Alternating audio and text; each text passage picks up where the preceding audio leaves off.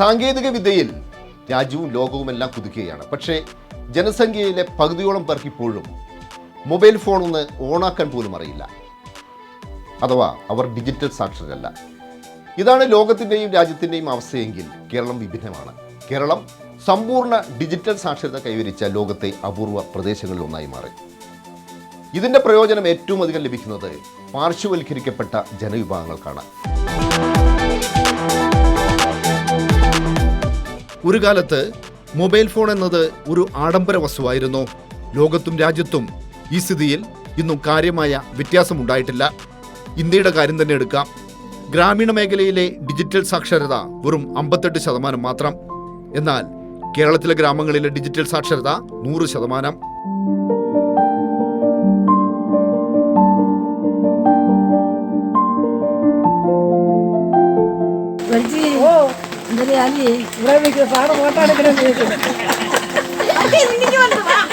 തൊഴിലുറപ്പിന്റെ പണിക്കൊക്കെ ആൾക്കാർ ഇതിലാണോ വിളിക്കാറ്? ഫോണിലാണോ വിളിക്കാറ്? വീട്ടിൽ റേഞ്ചൊക്കെ ഉണ്ടോ?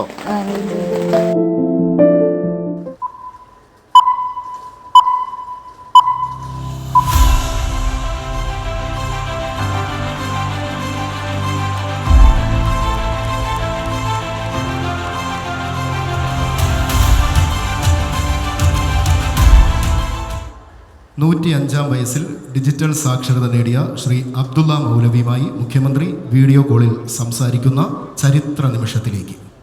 ഇത് എറണാകുളം ജില്ലയിൽ ഓടക്കാലി ഏക്കുന്ന മടത്തിക്കുടി വീട്ടിൽ 105 വയസ്സുള്ള MA അബ്ദുള്ള മൗലവി ബാഖവി. കേരളത്തിന്റെ സ്വന്തം ഡിജിറ്റൽ ഹീറോ. തദ്ദേശ സ്വയംഭരണ വകുപ്പിന്റെ ഡിജി കേരളം പദ്ധതിയിലൂടെ ഡിജിറ്റൽ സാക്ഷരത നേടി.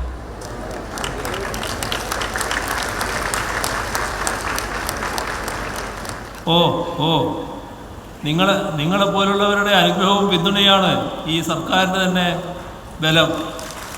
അതെപ്പോഴും ഉണ്ടാകണമെന്ന് മാത്രമാണ് അഭ്യർത്ഥിക്കാനുള്ളത്.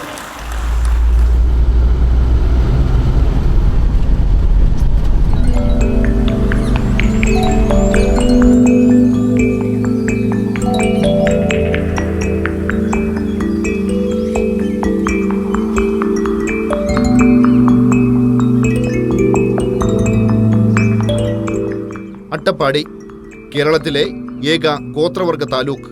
ഇവിടുത്തെ ആദിവാസി സ്ത്രീകളെല്ലാം ഇന്ന് ഡിജിറ്റൽ സാക്ഷരരാണ്.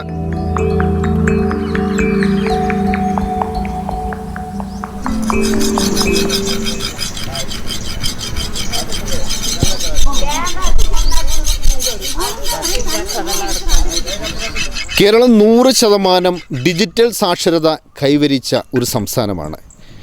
ഇത് താഴെത്തട്ടിൽ, പ്രത്യേകിച്ച് ആദിവാസി സമൂഹത്തിനിടയിൽ എന്ത് മാറ്റമാണ് ഉണ്ടാക്കിയത് എന്നതിൻ്റെ ഏറ്റവും മികച്ച ഉദാഹരണമാണ് അട്ടപ്പാടിയിലെ ഈ തൊഴിലുറപ്പ് സൈറ്റിലെ കാളി എന്ന ഈ ആദിവാസി സ്ത്രീ. എത്ര ക്ലാസ് വരെ പഠിച്ചിട്ടുണ്ട്? 4ാം ക്ലാസ്.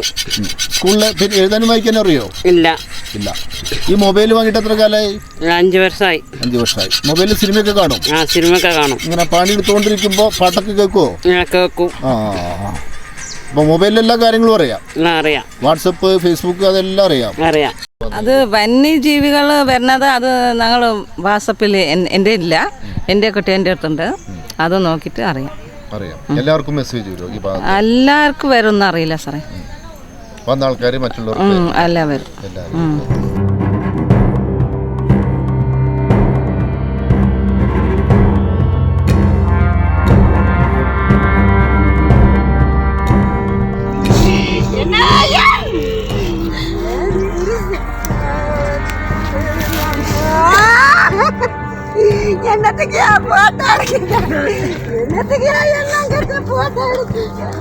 നമ്മൾ ഉപയോഗിക്കുന്നത് നമുക്ക് ഇവർക്ക് വാട്സപ്പ് കൂട്ടായ്മയുണ്ട്. ഞങ്ങളിപ്പോൾ അകലിലൊരു വാട്സാപ്പ് കൂട്ടായ്മയുണ്ട്.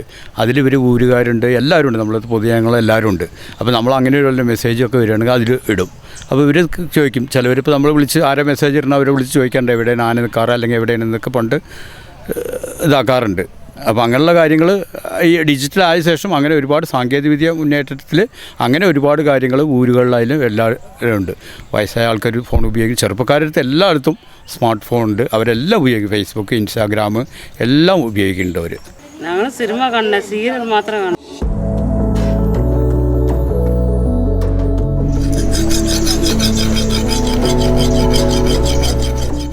ഡിജിറ്റൽ സാക്ഷരരാകുന്നതോടെ ആദിവാസികളുടെ ജീവിതം കൂടുതൽ മെച്ചപ്പെടുന്നു.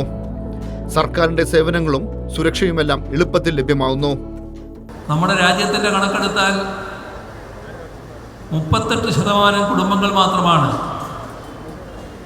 ഡിജിറ്റൽ സാക്ഷരത നേടിയിട്ടുള്ളത്. ഇത് മനസ്സിലാക്കുമ്പോഴാണ് കേരളം കയ്യെത്തിപ്പിടിച്ച നേട്ടത്തിൻ്റെ വലിപ്പം എത്ര വലുതാണ് എന്ന് തിരിച്ചറിയാൻ നമുക്കാവുക. പുരോഗതിയുടെ സൈബറിടമായി കേരളം മാറുമ്പോൾ തന്നെ ഒരു വിഭാഗം കുറ്റകൃത്യങ്ങൾക്കുള്ള മാധ്യമമായി മൊബൈൽ ഫോണിനെ വിനിയോഗിക്കുന്നു.